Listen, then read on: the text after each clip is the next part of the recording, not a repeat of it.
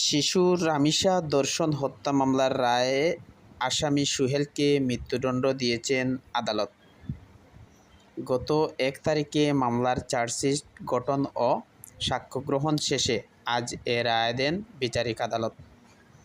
তার স্ত্রী তাকে সহযোগিতা করায় সুহেলের স্ত্রী স্বপ্না খাতুনকে শিশু নির্যাতন দমন আইনে স্বপ্না খাতুনকেও মৃত্যুদণ্ড রায় দেন আদালত। বিচারিক ইতিহাসে এই প্রথম রায়, যা ১ মাসের মধ্যে বিচার পায় শিশু রামিসার পরিবার।